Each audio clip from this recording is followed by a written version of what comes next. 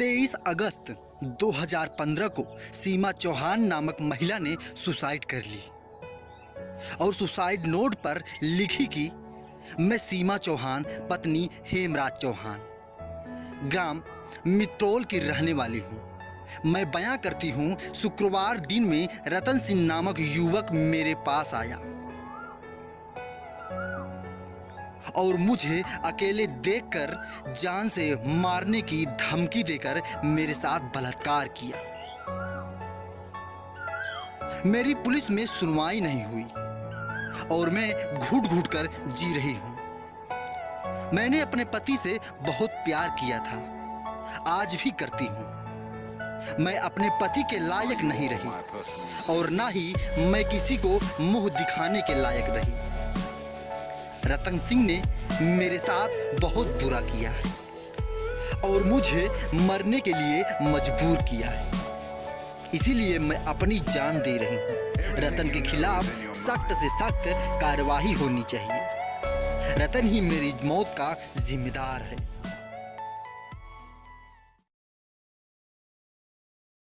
मैं हेमराज चौहान, जिला पलवल, हरियाणा से 3 जुलाई 2015 को मेरी पत्नी सीमा के साथ रेप हुआ था।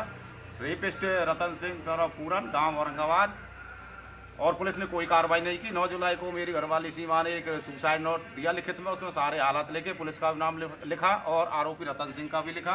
पुलिस ने एक DDR दर्ज कर ली, DDR नंबर 25, और कोई कार्रवाई नहीं की।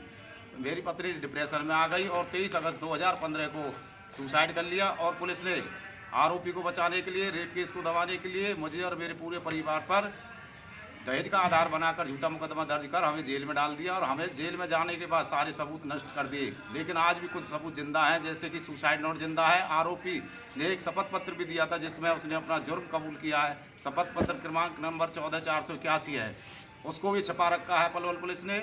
इसमें भारत सरकार के भी आदेश हो चुके हैं DGP मनोज यादव को, लेकिन DGP मनोज यादव अभी भी कुछ भी कार्रवाई नहीं कर रहा। बार बार जांचों में केस को उलझा रखा, कभी स्टेट क्राइम में, कभी कुछ, ना FIR लॉन्च होती है ना कुछ होता है। मामले को उलझाए जा रहे हैं और दोषियों को बचाया जा रहा है। DGP मनोज यादव हरियाणा प्रदेश में अपराध को बढ़ावा दे रहा है, दोषियों का साथ दे रहा है, भ्रष्ट पुलिस कर्मियों को बचा रहा है, आरोपी रतन को बचा रहा है, रेपिस्टों को बढ़ावा दे रहा है। और मैं तो अब यही है कि भारत सरकार को एक बार और लेटर लिखता हूँ ऊपर। DGP मनोज यादव मेरे को इतना मजबूर कर रहा है कि मैं आत्महत्या कर लूँ। मैं और मेरे बच्चे आत्महत्या करने के लिए मजबूर हैं, लेकिन DGP मनोज यादव कोई कार्रवाई नहीं कर रहा। सुना आपने, पीड़ित परिवार मरने को भी तैयार है, लेकिन पुलिस प्रशासन की तरफ से उसको न्याय नहीं मिलने वाला। हरियाणा पुलिस जो अपने आप में कहती है कि हरियाणा पुलिस जनता के साथ रहेगी, लेकिन इस तरीके से साथ निभाएगी किसी को नहीं मालूम था। अधिकारियों के दफ्तर में जाते जाते थक गया, लेकिन पीड़ित परिवार को इंसाफ नहीं मिला।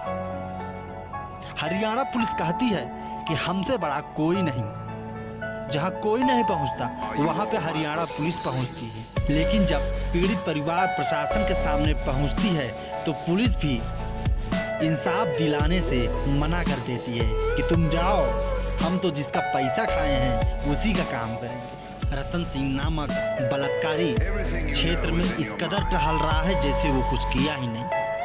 पीड़ित परिवार बीते 5 सालों से अधिकारियों के दफ्तर के चक्कर काट रहे हैं साहब, लेकिन कोई सुनवाई नहीं हो रही है। लेकिन आज दिल्ली के जंतर मंदिर पर धरने पर बैठे लोग क्या कहते हैं, आइए दिखाते हैं आपको। मेरा नाम नितिका डैनियल है, मैं डायरेक्टर हूँ Gordon Evidence Collection Endorsement Foundation की। मामला बीते 5 वर्षों का है। जो गर्म मुद्दा है वो है सीमा चौहान रेप केस का है और इसमें अभी तक उनके लिए कोई भी आगे नहीं आया है। सरकार कुछ काम नहीं कर रही है, प्रशासन कुछ काम नहीं कर रहा, सब सो रहे हैं इस समय। उनको यही नहीं दिख रहा है किसी की आबरू लूट गई है, वो इस दुनिया में भी नहीं है। सीमा चौहान ने जब उनके साथ गलत हरकत हुई यानी कि बलात्कार हुआ तो उनके बड़े बड़े जिसे कहते हैं गंदे गंदे अल्फाज सुनने को मिले, बड़ी बड़ी गंदी गंदी बातें और गंदे सोच मिले।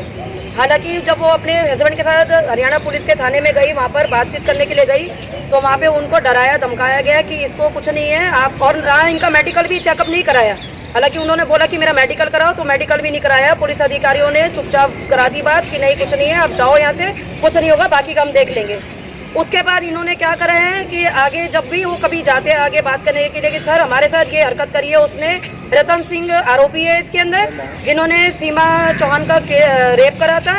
और रतन सिंह ने क्या करा था, आगे जाके अपना कुछ भी जैसे भी कुछ भी सुनने को उसको मिलता था तो बड़े बड़े अधिकारी उसको बुला के अपने पास बिठा के बातचीत करके उसको कह देते थे शांत हो जा, कुछ नहीं होगा तेरे साथ, तू टेंशन मत ले, हम तो बैठे हैं तेरे साथ। अब मुद्दा ये है कि जिसके साथ रेप हुआ होता है वो बार बार थाना तो नहीं जाएगा ना, जबकि यहाँ पे जो झूठे केस होते हैं वो भी एक पल के लिए कतराते हैं मेडिकल करवाने के लिए। लेकिन यहाँ जब उसके साथ हकीकत हुई, हकीकत में जब उसके साथ रेप हुआ तो वो औरत ने एक बार नहीं हजारों बार जाके बोला कि सर हमारे साथ ऐसी हरकत हुई है तो आप हमारा मेडिकल भी चेकअप करवाइए। लेकिन उनके साथ मेडिकल चेकअप नहीं हुआ, पुलिस ने वहाँ से मना कर दिया।